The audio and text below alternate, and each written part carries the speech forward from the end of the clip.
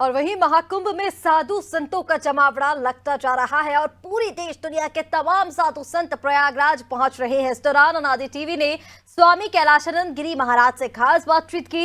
उन्होंने कहा कि सीएम योगी के निर्देशन में जिस प्रकार से महाकुंभ का आयोजन हो रहा है, यह अपने आप में अद्भुत है। महाकुंभ को लेकर मिल रही धमकियों पर उन्होंने कहा कि ऐसी धमकियां संत समाज को विचलित नहीं कर सकती।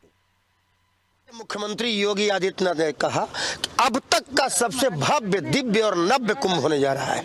पूरा देश, पूरी दुनिया आपको बहुत पसंद करते हैं सोशल मीडिया पर महाराज, इसलिए कि आप सत्य बोलते हो। आपको क्या लगता है मुख्यमंत्री की बात में दम कितना है?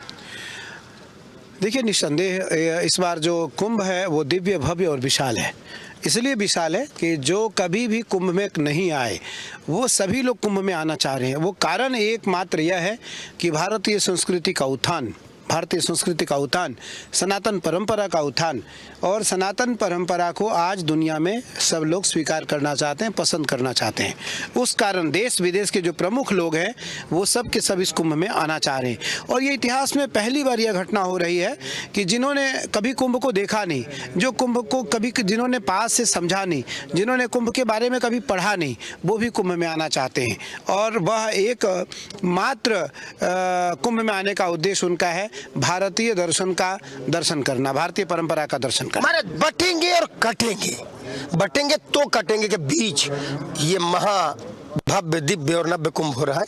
तो क्या लगता है कि सनातन परंपरा पूरी दुनिया में समृद्ध हो रही है इससे, या कहीं ना कहीं ये कंपटीशन है सनातन में और अन्य धर्मों में? देखिए, सनातन कभी कंपटीशन नहीं करता है, सनातन कभी कंपटीशन नहीं करता है। सनातन तो स्वतंत्र है, सनातन कभी परतंत्र नहीं हुआ। कटता बढ़ता और कंपटीशन वो करता है जिसको भय होता है। सनातन आदि है, अनादि है, अनादि काल से है और अनादि काल तक रहेगा।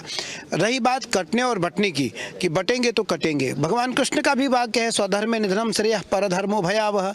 भगवान कृष्ण ने भी यही कहा कि अपने धर्म में रहो, यश बढ़ेगा, सम्मान बढ़ेगा, अंत में गति मिलेगी।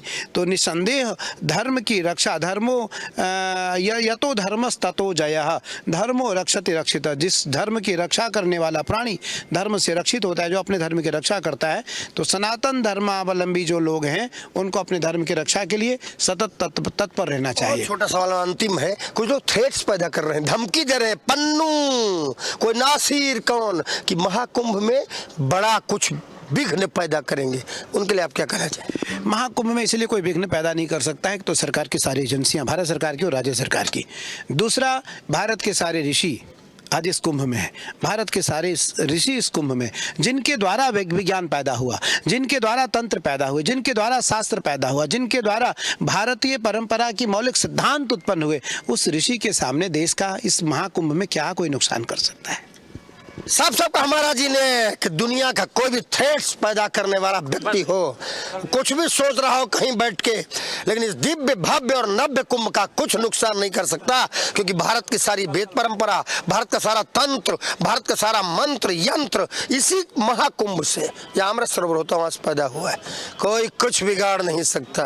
उत्तर प्रदेश के मुख्यमंत्री योगी आदित्यनाथ भी कहते हैं सब कुछ चराचर है और सब कुछ शनय शनय है, लेकिन सब कुछ व्यवस्थित है। वीडियो जर्नलिस्ट जितेंद्र कुमार के साथ अमरेंद्र प्रताप सिंह, अनादि टीवी, प्रयागराज से।